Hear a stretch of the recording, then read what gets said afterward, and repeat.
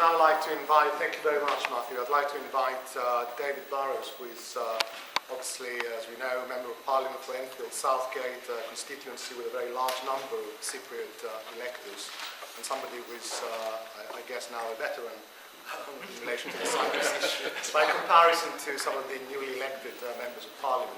I should just like to say one thing about what one or two of the MPs have said regarding how long we need to work together. I think that even if the Cyprus issue was resolved, there's no question that the solution would be a complex one, and there's no question that we would require the support of our friends to ensure that that solution remains in place and that it works in the interest of Cypriots. So, and even if that was no longer an issue, as British Cypriots, we want to continue to work with you as members of Parliament in relation to a whole range of other issues that affect us as British Cypriots. So, but having said that, I'd like to invite David Burrowes to say a few words. Thank you very much.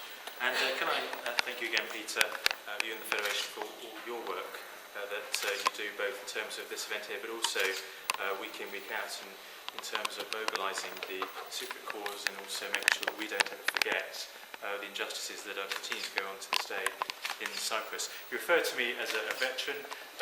Putting a senior Tory is often only described whether it's involved in a scandal or in a rebellion. So I'm very likely to be given some position of seniority on this particular issue of Cyprus, which is dear to my heart and, as you said, to my constituents. Well, 6 years on, here we are again.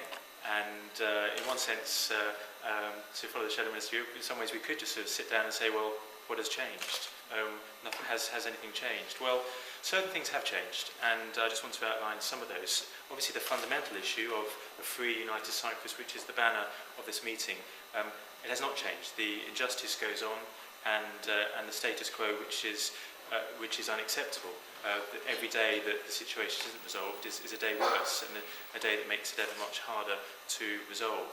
And so this event here, helps to redouble our efforts to make sure that we do indeed come back to this house to be able to celebrate rather than reflect on what changes have taken place to get to a free united Cyprus. But what has changed in those 6 years? Well, certainly, and this is why it's so helpful, this event, because it's aligned to the vigil outside with the missing persons, and it is important for us always to see this very issue as an issue of humanity, of people who've lost not only property, not only issues of justice, but people who are lost.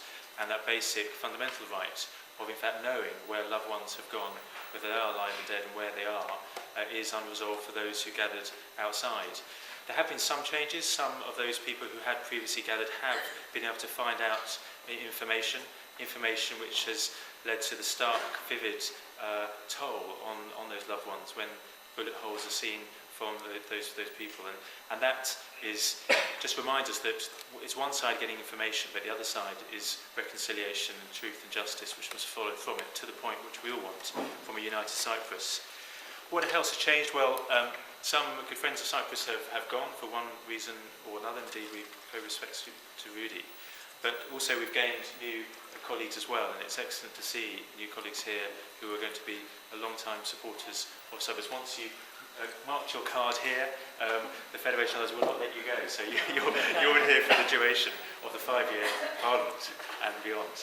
But it is also important, and we reflected on this last time we were here, how we need to get more Friends of Cyprus, away from perhaps the usual suspects and those from the usual suspect constituencies as well.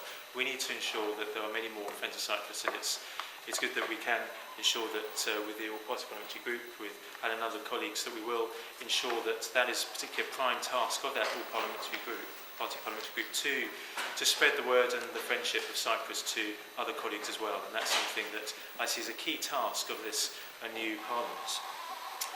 But what has changed? Well, we've obviously had an election. During my election, various questions were asked, but I was reminded by a number of Cypriots of the issue of Cyprus, but also one particular who gave me a book, and on the inside of that book, the words were, "How long will the Mother of Parliaments allow the occupation of Cyprus to continue?"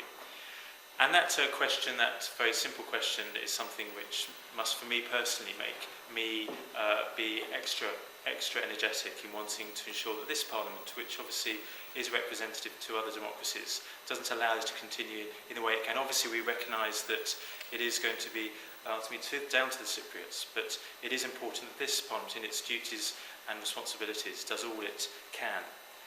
But some things have changed. It's worth just going through some of those events. One of those obviously has been the Turkish Cypriot election and the election of Dr. Eroglu.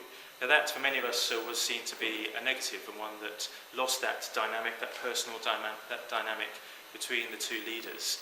And we have seen a stop-start process to the negotiations. We must do all we can to encourage those and ensure that those noises off, particularly outside of talks, aren't allowed to continue and to perpetuate talk of division and try to in any way compromise the United Nations framework of those talks. We've also seen, though, I think Turkey have a renewed of self-confidence in terms of what they want to happen, what they think they should do or shouldn't do.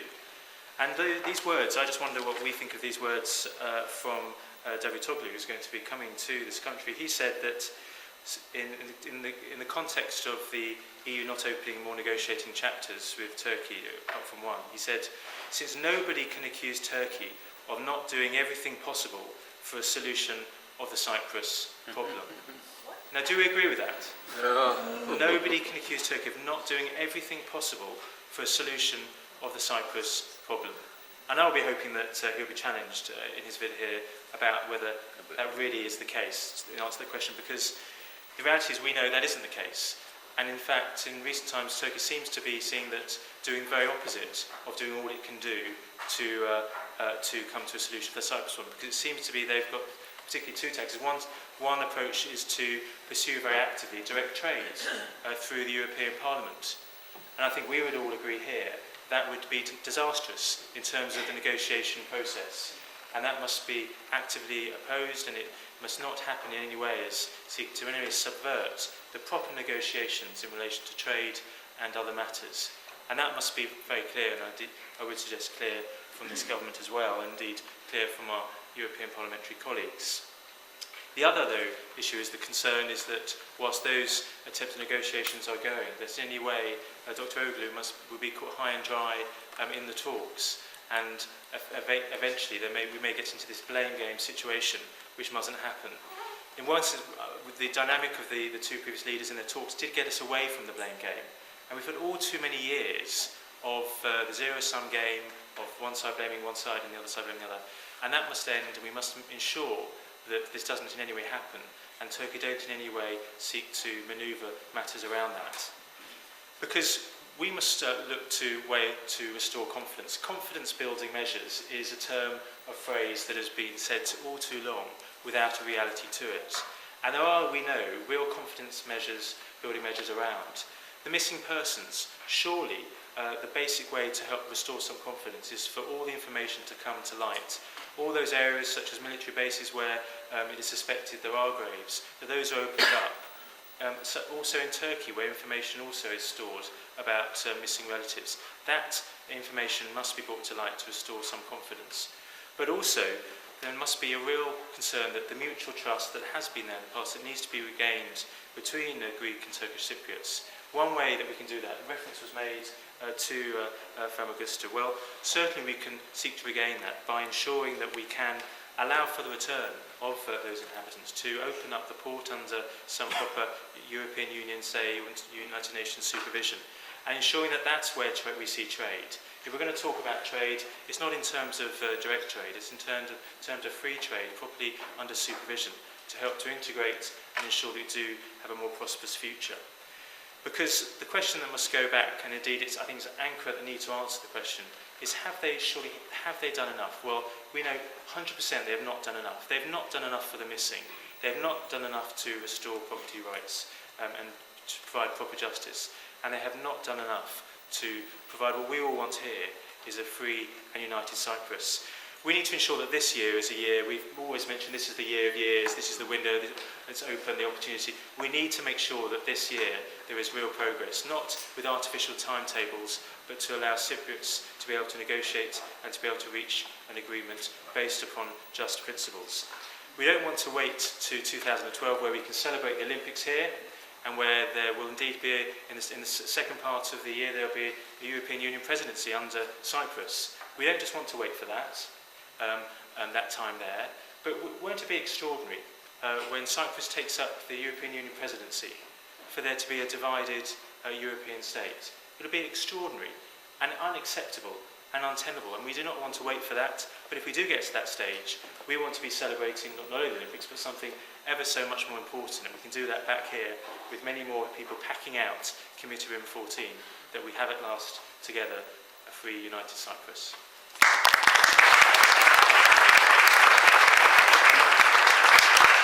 Thank you very much, David.